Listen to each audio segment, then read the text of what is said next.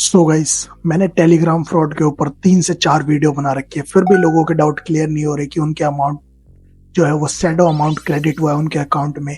तो आपको जो फॉर्म है एसओपी फॉर्म वो बैंक में जमा करना ही नहीं। और तो ऐसी क्वेश्चन है कि क्या आपका अकाउंट फ्रीज होगा? आपने उनसे पैसे अर्न कर लिए हैं टेलीग्राम वालों से और आपका कोई लॉस नहीं हुआ, तो क्या आपका अकाउंट फ्रीज होगा? क्या आपके सारे अकाउंट फ्रीज होंगे? आपका पैसा कब तक आएगा? कितने दिनों में आएगा? कितने महीने लगेंगे? क्या प्रोसेस करना पड़ेगा? सब कुछ। तो सबसे पहले हम बात करते हैं, अगर आपके अकाउंट में शैडो अमाउंट क्रेडिट हो गया है, ठीक है, शैडो अमाउंट, अब मैं साफ क्लियर कर दूं, शैडो अमाउंट आपको बिल्कुल ये नहीं बोलता कि आपका पैसा वापस आ जाएगा। शैडो अमाउंट का मतलब होता है, शैडो का मतलब तो समझ ही सकते हैं, रिफ्लेक्शन।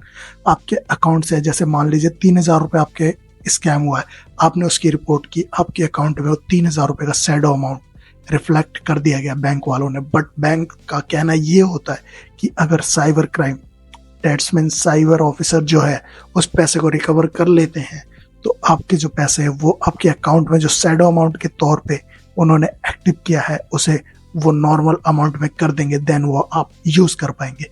ओके, सो नेक्स्ट बात करते हैं हम दूसरे, क्या आपका अमाउंट कितने दिनों में रिफंड आ सकता है? तो इसमें देखो यार, कोई टाइम कैटेगरी तो नहीं है कि कितने दिनों में, कोई मैक्सिमम टाइम। हाँ, बट 90 दिनों का टाइम आपसे बैंक लेती है। तो अगर आपके पैसे रिफंड आना हो तो 3 महीने के अंदर आ सकते हैं। अदरवाइज यार, 3 महीने में भी अगर आपके पैसे रिफंड नहीं आते हैं तो मे बी आप चांसेस बिल्कुल ही छोड़ दें कि आपके पैसे आएंगे। भूल जाइए, कहीं अच्छे सोर्स, इनकम सोर्स देखिए, आप कहीं जेन्युइन चीज देखिए, उससे पैसे कमाइए। ये फेक करेंगे तो कभी आपका नुकसान कभी फायदा, लेकिन एंड ऑफ द डे नुकसान ही होगा। अब चौथी बात, क्या आपको लगता है कि आपका पैसा रिफंड नहीं आएगा तो आपको रिपोर्ट करना चाहिए साइबर क्राइम में या नहीं करना चाहिए? तो यार बिल्कुल आपको साइबर क्राइम में रिपोर्ट करना चाहिए। साइबर क्राइम ही जो कर सकता है कर सकता है, नहीं तो अदरवाइज कोई कुछ नहीं कर सकता।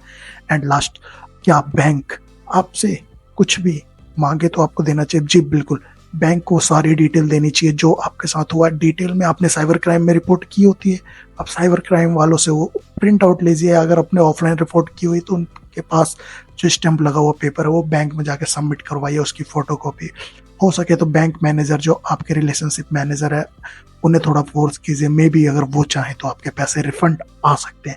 तो ये कुछ टॉपिक थे जो मैं क्लियर करना चाहता था। और यार अभी भी मेरे को इंस्टाग्राम पे डेली मैसेज आ रहे हैं, डीएम आ रहे हैं, तो यार ऐसे फ्रॉड हो रहे हैं तो नीचे कमेंट करो, मैं हो सके सभी के आंसर दे दूंगा। नहीं देता हूँ तो इंस्टाग्राम पे भी कनेक्ट कर सकते हैं, डिस्क्रिप्शन में मैं आपको लिंक